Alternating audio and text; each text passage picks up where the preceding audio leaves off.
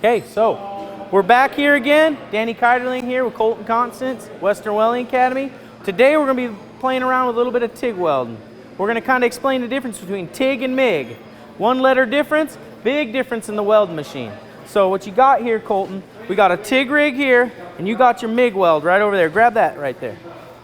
I mean, they're both welders. They both do a job, but the process is a little different. With the MIG welder, you have wire flowing out of the end of this guy, right? It's gonna automatically feed and adjust that machine while you're welding. With this TIG system, gas tungsten arc welding, we're gonna be running straight polarity, just DC current, straight polarity. We're gonna be running an actual manual. We're gonna have to feed our wire manually. The MIG process, same. It's a good process, but it's a different process. Your wire feeds automatic. With TIG, you're going to be feeding it yourself. You're going to be using argon, 100% argon with your TIG welder, and you're going to actually have to sharpen your tungsten, everything, and you're going to actually manually strike that arc. TIG welding, or MIG welding, you just press that button and you're ready to rock and roll. TIG, a little more intricate, a little more complex, but a good quality weld if you get good enough at it. So, is there anything else? So basically, you got your TIG rig and your MIG. Is there anything else here that you know about TIG or MIG that you through your school that you can think of? TIG's a little harder. TIG's a little harder? Yeah, it's a little more difficult to learn. It's a wrist motion you do mostly with TIG. With this, you just whip back and forth. Right. So we like to make fun of MIG welders in the world, right? Yeah.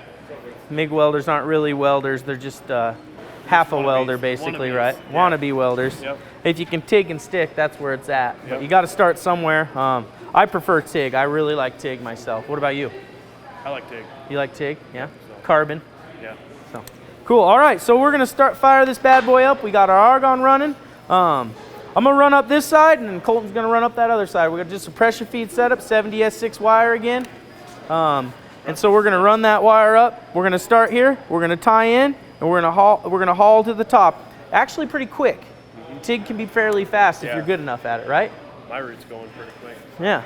All right, let me throw my hood on. Yep, so this one, we're running our arc off of our button right here. So you press that button and it's actually gonna strike the arc. You don't have to strike it for you. So that's a little different for some of you guys at home that are used to manual striking that arc with the scratch start standard DC. Okay. So you're going to strike your arc, if it wants to strike. So now it's going to fire up. It just takes a while to fire up for some reason.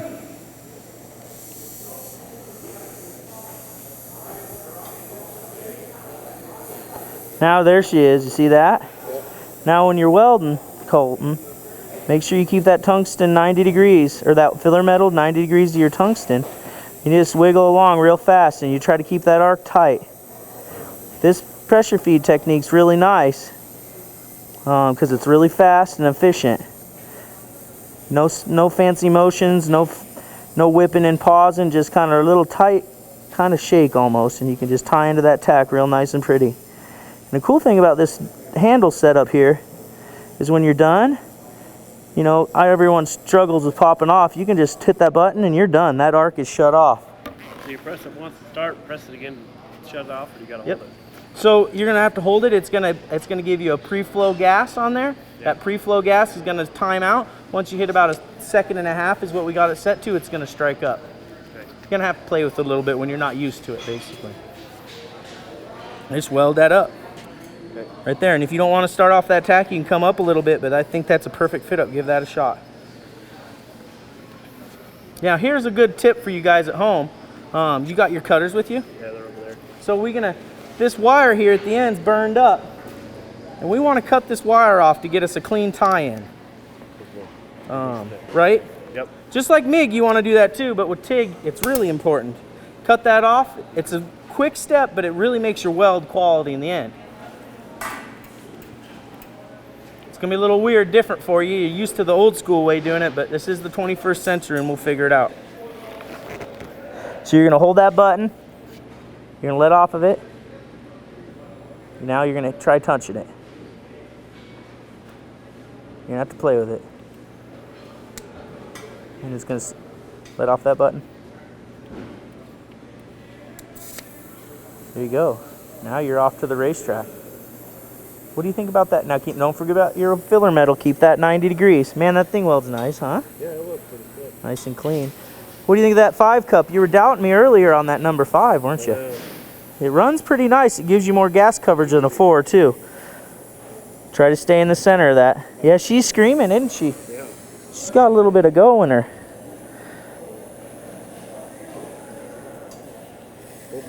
Hit your button if you're done. Screaming. Screaming. Hey, yeah, that looks good. Yeah. So you got that little line down there. What's that called? That line down that center of that weld. You see that little line, that shadow? What the heck is that? I don't know. That's called your penetration line. That means that flew into that root. That root went in, and that way it fell in, and it showed that's called the penetration line, and you get a little line down the middle. A lot of guys think that's bad, but it's not. It's actually showing that you got penetration into that inside of that pipe. So we're done here, Colton. Got our nice weld in there. We are doing our comparison between the MIG and the TIG welder, right? Yeah. Really nice pressure feed. Little different with that little button, but that's fun. I like it because it gives you a little more control with that gas. You don't have to do the special tricks that I teach you. It's there with the technology, right? So we put our root in there. I personally, you agree, we like that TIG a lot better, but that MIG will get you better, get you there. I think that TIG root runs faster than the MIG root. Yeah, yeah, that is true. If you're properly trained on them on that TIG processes, you know, you can be pretty fast, huh?